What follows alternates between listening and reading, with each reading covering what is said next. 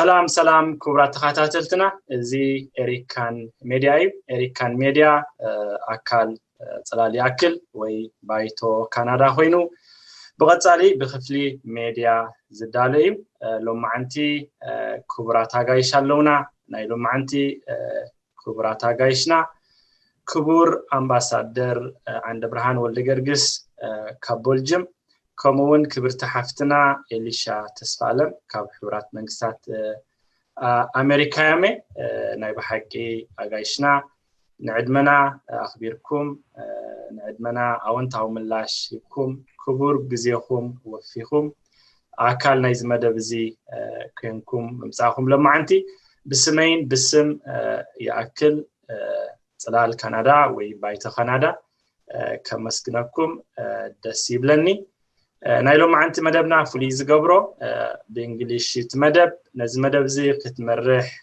تداليات زلخا حفتنا مسارحتنا الزينة ندنقى حفتنا مالتيو فنان تسفى مرياميا نز مدب زي كتدالو تقريبات زلا نابقى كحلفوكمي من البات عنون كم تحقاقا زخوينة بدحريت اللهم مسمر من البات حتو ርእይቶ تليو انبوكس قبرو لنا حجي نابز مدب تمرح زلا ناب فنان تسفى مريم سغاغروكمي يغني لي.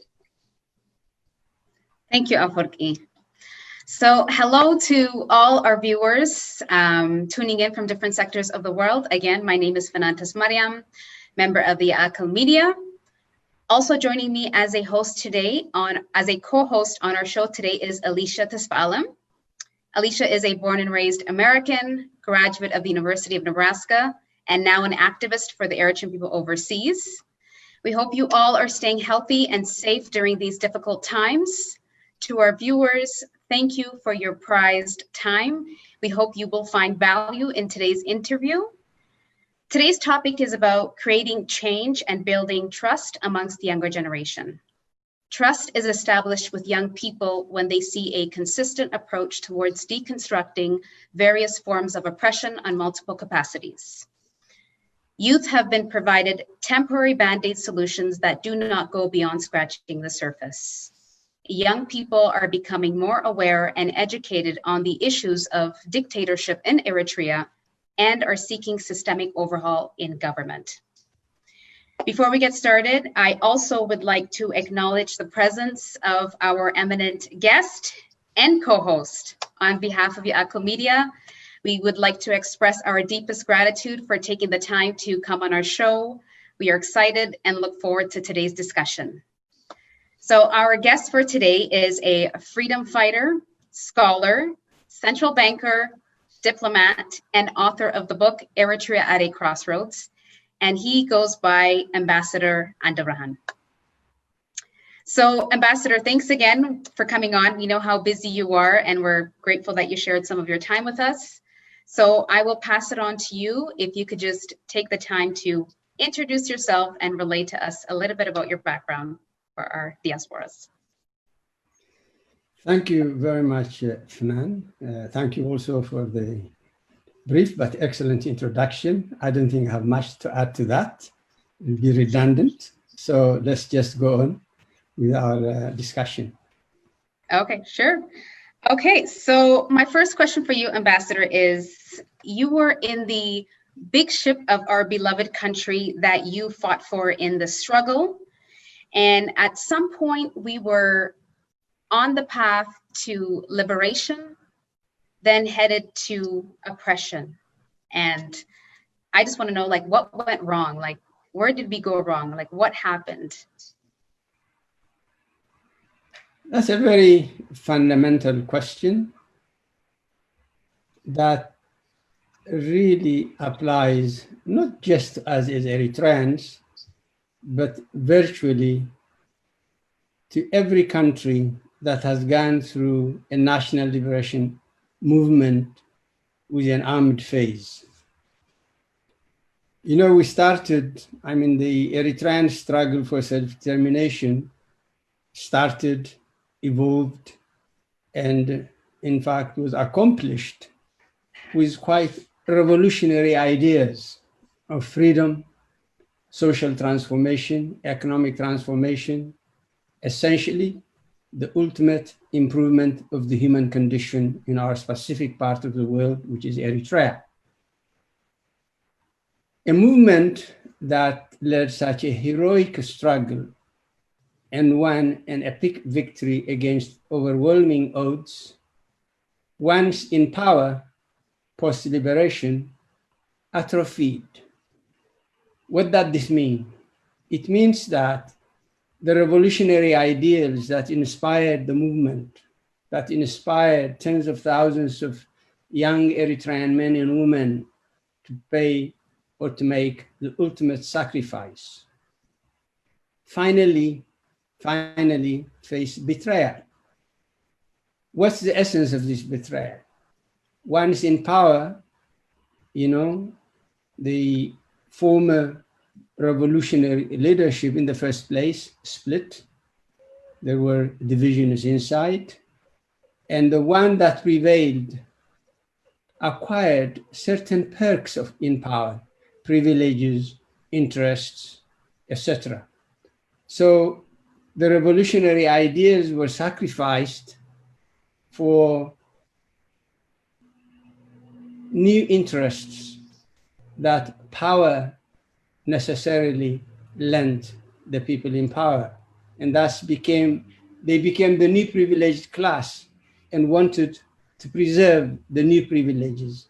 And I think this explains what happened in Eritrea, the atrophying of a once liberation movement and the transformation of that movement really into a reactionary force seeking to conserve the privileges, interests, and benefits that derive from power. And these are economic, social, political, etc. We can go into greater details if we have the time, but I think in short, it's the atrophying of a once liberation movement, the revolutionary movement, into essentially a reactionary conservator of the privileges that power has afforded the leaders of that movement.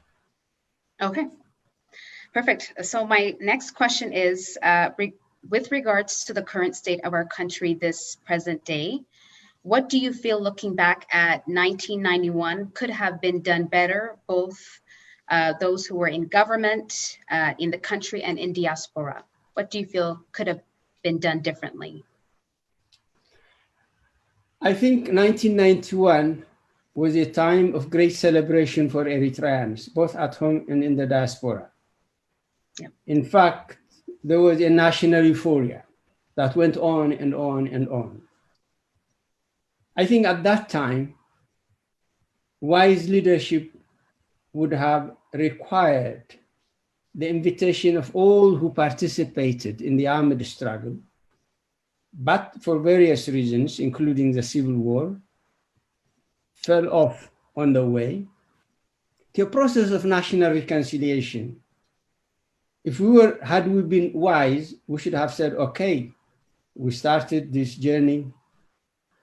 In the process, we've had ups and downs, pitfalls, including internecine killing, the civil war that went on and off for 10 years. Then we could have said, okay, that was unfortunate. But now that we have achieved our common objective of liberating Eritrea, let's now sit together, reconcile, maybe apply what is in modern parlance known as transitional justice, restorative rather than punitive justice, and say, okay, let's create the framework that will enable us to build our country together. Let's heal our wounds and move forward to build a better future for our people and for our country. I think that was one of the biggest mistakes we made in 1991. Okay. So, Alicia, go ahead. Okay.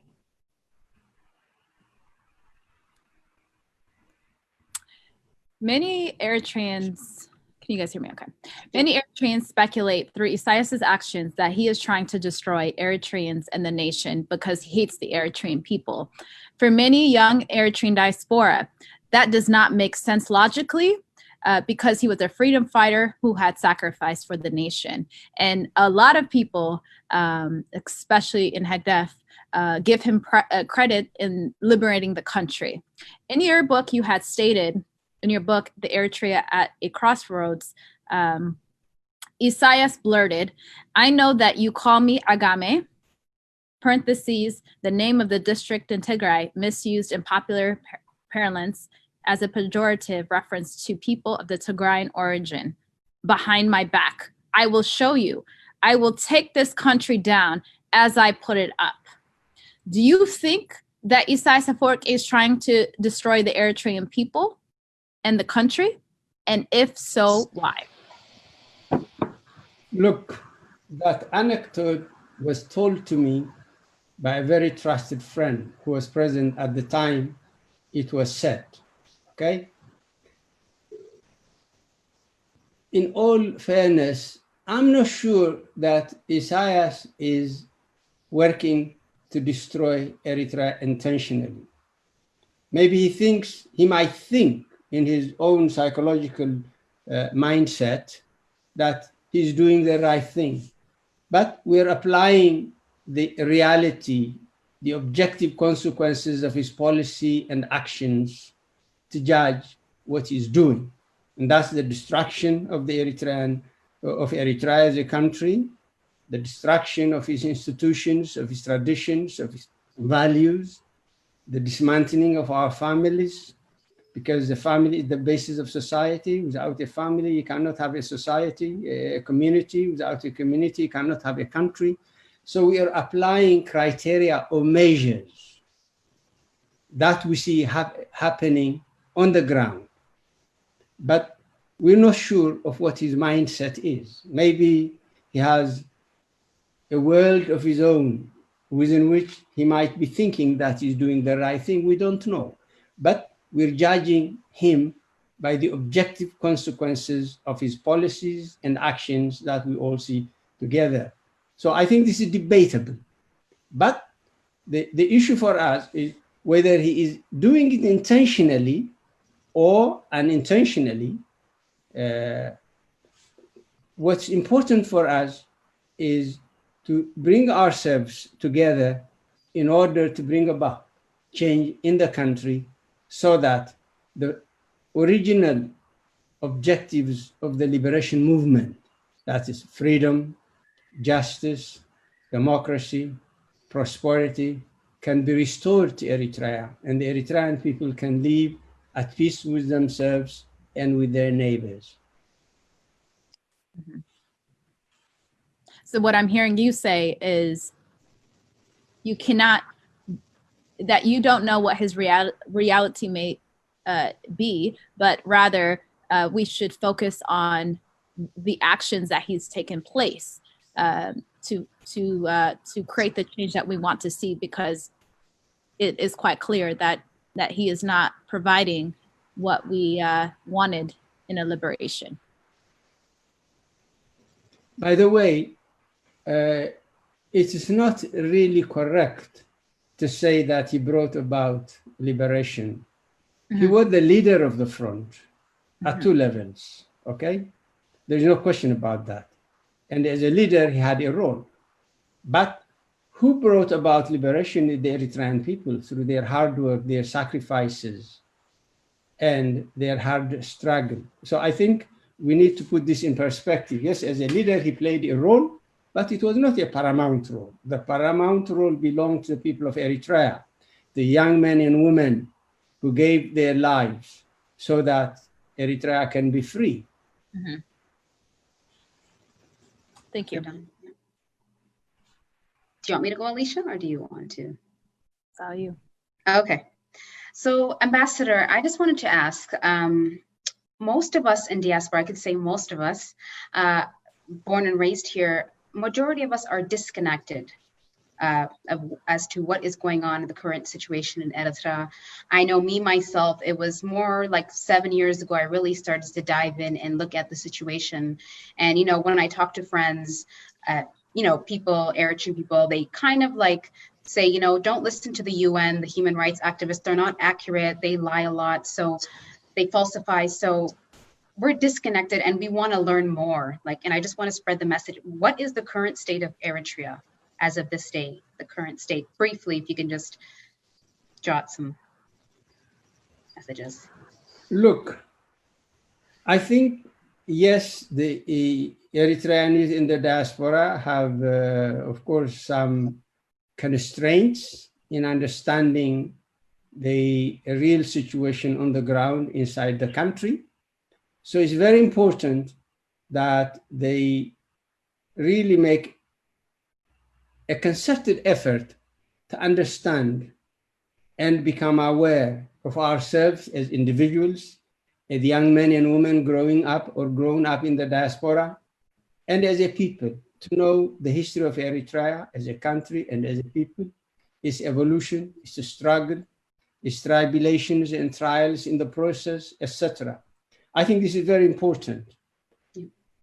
A clear understanding of what's going on the ground is made even much more difficult by the proliferation of all kinds of social media, much of it hostile to the idea of a sovereign independent state of Eritrea. Some of it actually filled with all kinds of expansionist undertonings. And it's natural that young men and women who grew up in the diaspora, who are not really connected, who've not grown up in Eritrea, because when you grow up in Eritrea, you were born into a family, you have neighbors, you're in a community, you go to school, you have teachers, etc. You develop a certain understanding of yourself as an Eritrean and as a member of an Eritrean community. And so you have a deeper understanding of the situation, and then you can sift fact from fiction when you are overwhelmed with all these kinds of information from the social media, some of which is, of course, disseminated from clearly hostile sources.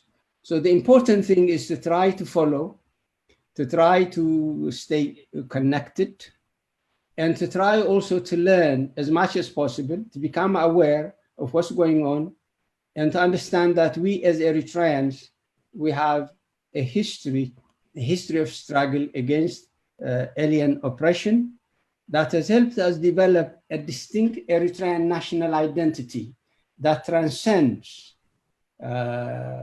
maybe ethnic, provincial, regional, religious affiliation. I think Eritrea in many ways is a unique country in the sense that all Eritreans have an Eritrean national identity that's above everything else, because every person has different identities, okay? You're young, you're a young woman, you're Eritrean, maybe born and raised in Canada, etc. You have different identities. We wear different hats. But the one thing that unites us all is an Eritrean national identity that has developed in a struggle against colonial oppression, that has been consolidated during the armed struggle, as I said, against all kinds of hostile forces, and the victory that we finally achieved. So this is quite really unique in Africa, in the sense that the first thing that comes to our mind, that I'm an Eritrean, and I relate to any other Eritrean, irrespective of his religious, regional, ethnic, linguistic affiliation. So this is really a great asset that we should preserve and build on in the struggle to bring about change and democratic transformation in our country. Good, okay. Well, there is a video just for our viewers that I compiled together of the EPLF and then versus the 4 generations later. I also sent it to you, Ambassador, and you know, what what was your thoughts when you were watching that video? Because it was you and EPLF and your values, the values of EPLF, and now we're here in like the 2000s, and you have people like Alicia, Vanessa Tsahaye, and so many other Yiakl, younger born and raised diaspora now saying enough is enough. We're still continuing the fight for justice. Like, what runs through your mind? Because I know you were a freedom fighter, and you put in many years. And when seeing that, like, what's your intake on that when you saw that video? You know, it reminds me of the 1980s, when we were busy developing an educational policy, curriculum, and pedagogy for the future of Eritrea.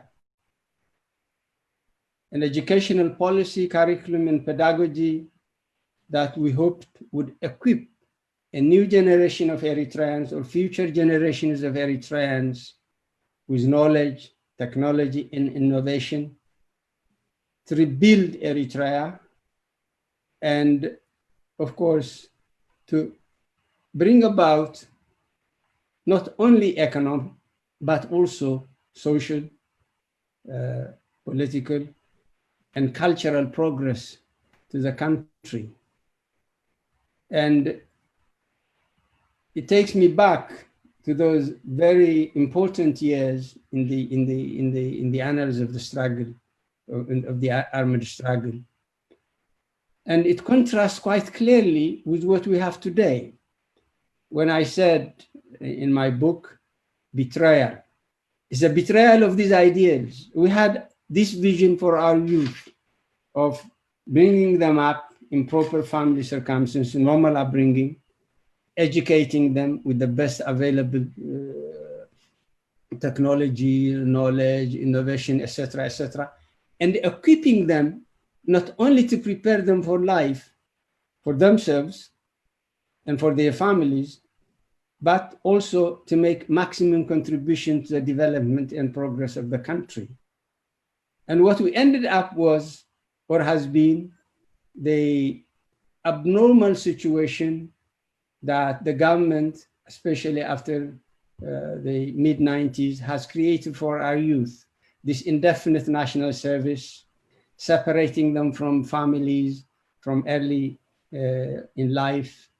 And once in the national service, it becomes a lifelong commitment, etc.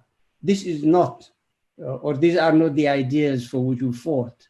Some of the ideas for which we fought are clearly articulated in the piece, in the video, and the future we had for our youth, an educated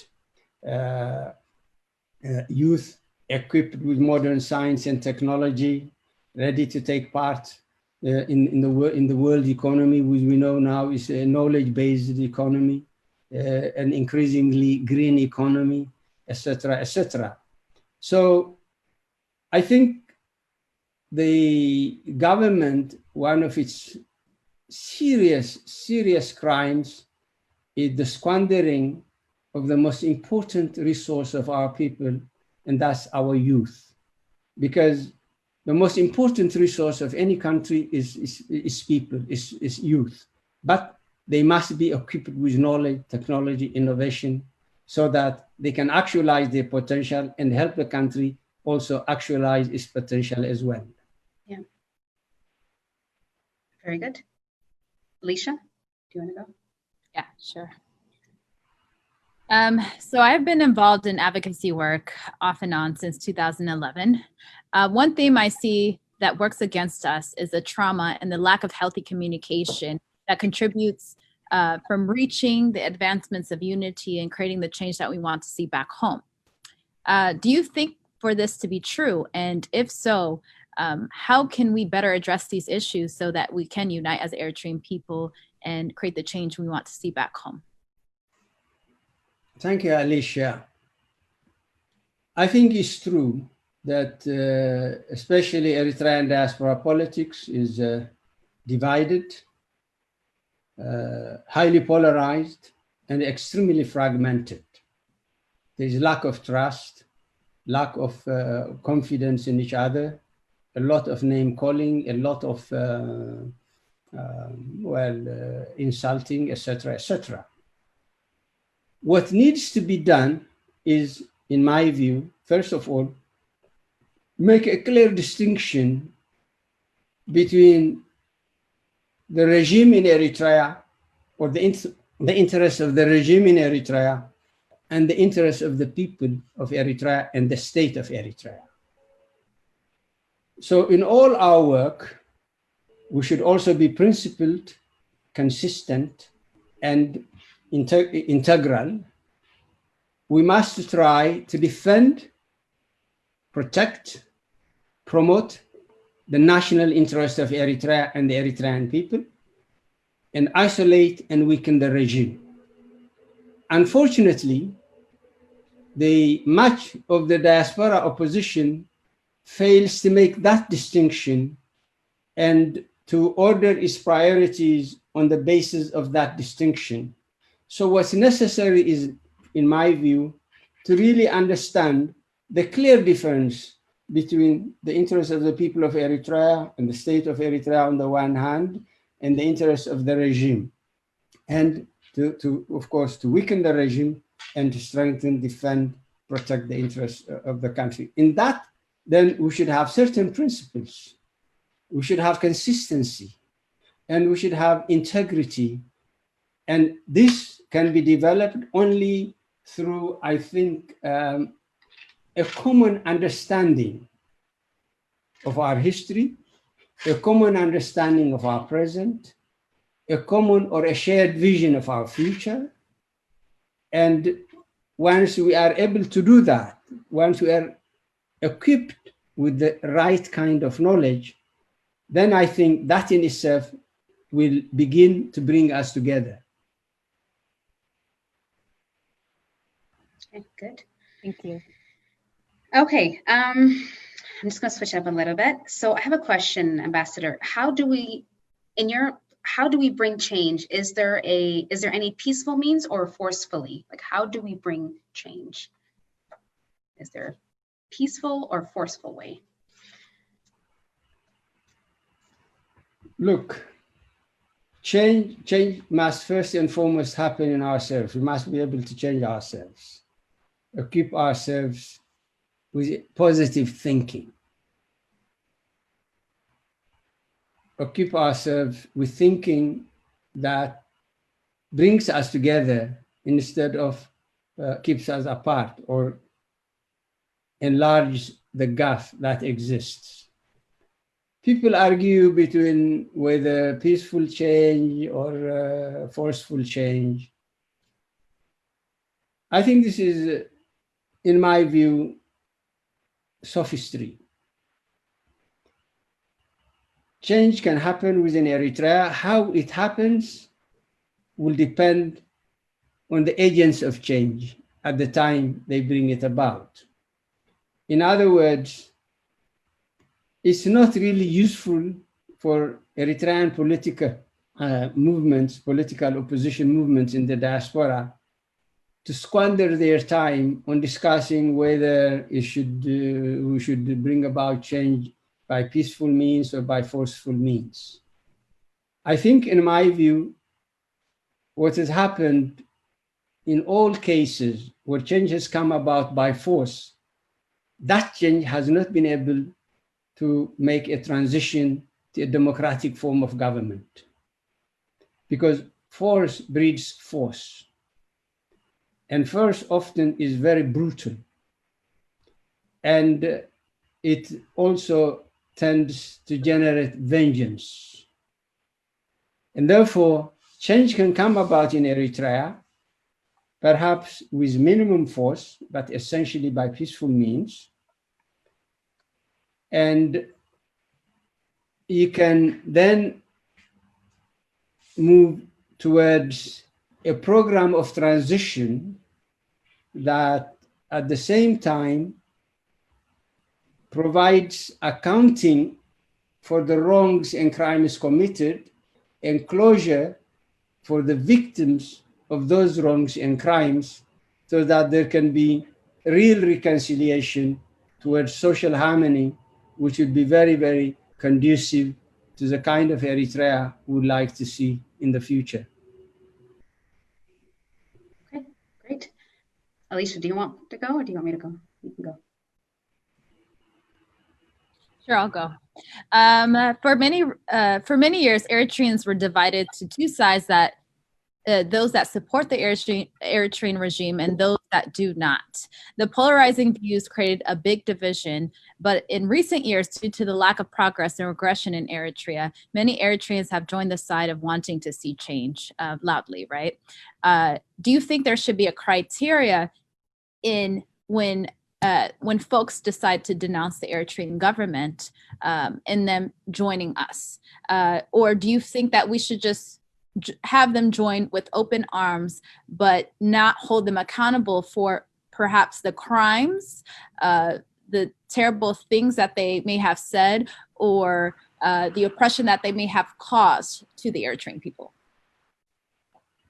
Look, the divisions in Eritrean diaspora political opposition movement is not just between supporters and opponents of the regime. It's also within the opponents of the regime. The opposition has been divided. I'm sure you've followed events during the last maybe 10, 15 years. We've had events like in Awasa and Andebrhan, which have resulted in more polarized kinds of divisions. I think, to answer your question, whoever comes to join the struggle or the resistance for democratic change in Eritrea should be welcomed with open arms. If there are issues, these issues can be addressed post-independence. Otherwise, people tend to become the accusers, the judges and the executioners themselves. People are not really well versed with the concept of due process, with the notion that a person is innocent until proven guilty.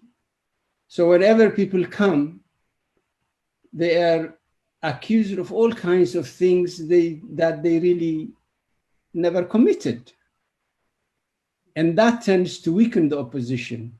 So I think whoever wants to come and join the opposition should be welcomed with open arms, because that weakens the support base of the regime and strengthens the ranks of the opposition, okay? But the opposition must also, as I said earlier, make a very clear distinction between the national interest of Eritrea and the Eritrean people and the interest of the regime.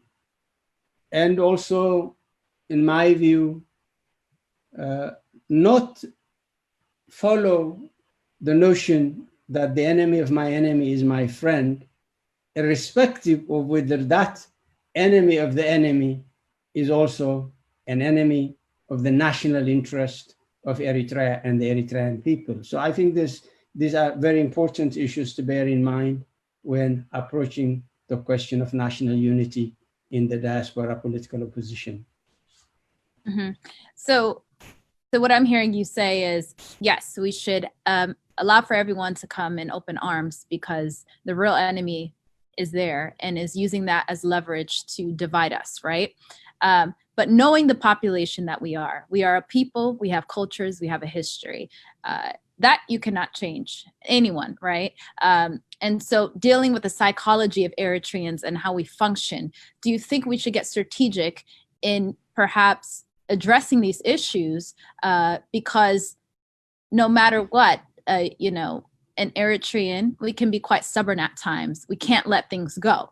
So therefore, should we get unique in addressing the issues, like, hey, maybe creating a framework where, we accept that person, but that person perhaps admits to the faults that they may have created. And then we have some type of reconciliation process, just like Rwanda did, right, when mass genocide happened, so that they can basically be part of the community, and so that we can focus on the big terrorist at hand, which is Isiah and the brutal regime.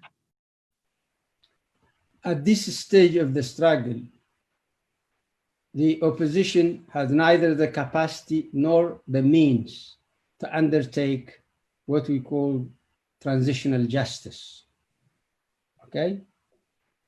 I think that should wait for after change.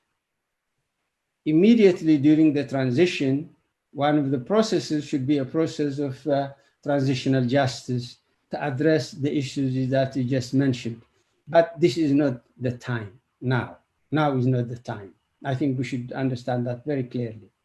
As long as people are ready, willing, and able to contribute to the struggle for change and post-change, the struggle for democratic transformation, they should be embraced with open arms.